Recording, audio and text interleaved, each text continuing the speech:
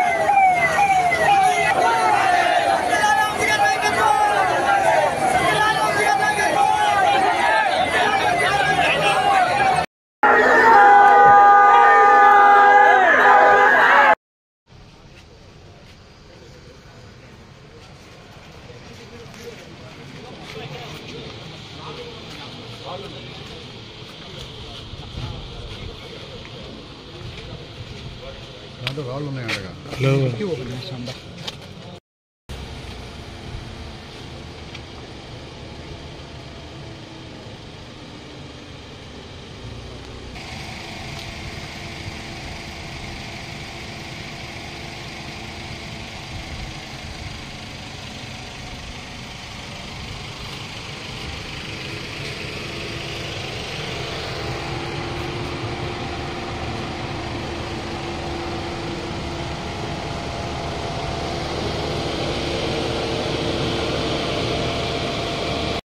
దొండపాడు గ్రామంలో మామూలుగా పోలింగ్ ఎలా జరుగుతుందని మాకు అవకాశం ఉంది. కంటెస్ట్ చేస్తున్నప్పుడు విలేజ్కి వెళ్ళొచ్చు, ఎక్కువ మందితో కాకుండా ఒకళ్ళు ఇద్దరు వెళ్ళవచ్చు. పోలింగ్ బూత్ అయితే ఒకళ్ళే వెళ్ళాలి, ఒకళ్ళే వెళ్ళి వెరిఫై చేసి బయటకు వచ్చినప్పుడు అప్పుడే సబ్ కలెక్టర్ గారు అక్కడ రావడం జరిగింది. ఇది పద్ధతిగా జరగట్లేదు. అక్కడే ఏదైతే వైఎస్ఆర్సీపీ పోస్టర్స్ కానీ అన్నీ కూడా ఫ్లయర్స్ కానీ అక్కడ పెట్టడం జరిగింది. ఇది పద్ధతి కాదు, ఇది కరెక్ట్ కాదు.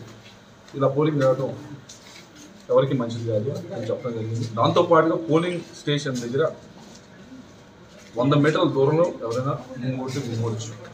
కానీ ఆ పోలింగ్ స్టేషన్ చుట్టూత బ్యారికేడ్ లాగా మనుషులందరూ, వైఎస్ఆర్సీపీ నాయకులందరూ అక్కడ గుమిగూడి పోలింగ్ జరగనీయకుండా పోలింగ్ చేయడానికి వచ్చేవాళ్ళని భయభ్రాంతులు గురి చేస్తూ ఇబ్బంది పెడతా ఉన్నారు. మేము అక్కడికి వెళ్ళడం జరిగింది. వెళ్ళినప్పుడు ఏదైతే నా కాన్వాయ్ వెహికల్స్ ఉన్నాయో వాటిని 2-3 అద్దాలు ధ్వంసం చేయడం జరిగింది. ఇది పద్ధతి కాదు, ఇది కరెక్ట్ కాదు.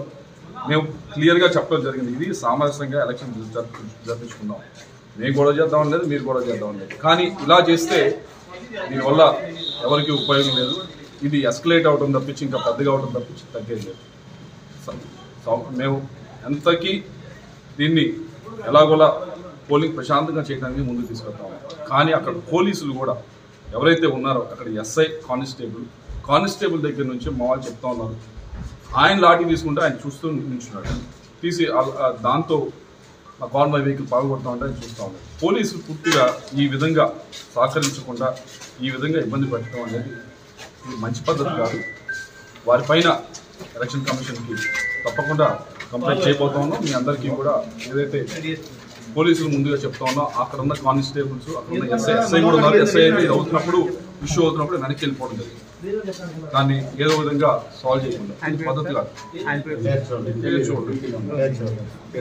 అటు ఇటు మార్చారు కదా, అటు ఇటు మార్చారు. వీడియోస్ కూడా ఉన్నాయి, మీకు షేర్ చేస్తారు. ఇది ఇప్పటికి కూడా మేము ప్రశాంతంగా జరగాలని ఉంటున్నాం. కానీ ఇది ఎస్కలేట్ చేసుకుంటూ పోతే మాత్రం మంచిది కాదు. ఎలక్షన్ కమిషన్ వాళ్ళు అడుగుతా ఉన్నాం, కంప్లైంట్ కూడా పెట్టబోతా ఉన్నాం. అక్కడ రీపోలింగ్ జరగాలని చెప్పి రిక్వెస్ట్ చేయబోతా ఉన్నాం. దొండపాడులో ఆ బూత్ ఏదైతే ఉందో అక్కడ ఇబ్బంది పెడతా ఉన్నాం. ఊర్లో ఏజెంట్లు కూడా లాగేశారంట. రెండిట్లో కూడా రీపోలింగ్ ఎట్టి పరిస్థితులు జరగాలి. దానికి మేము కంప్లైంట్ అయిపోతా ఉన్నాం. అది జరిపించడానికి ఎలక్షన్ కమిషన్ దగ్గర రిక్వెస్ట్ చేయబోతా ఉన్నాం. సుమన్ టీవీలో మీ పర్సనల్ అండ్ బిజినెస్ ప్రమోషన్స్ కోసం కింది నెంబర్కి కాంటాక్ట్ చేయండి.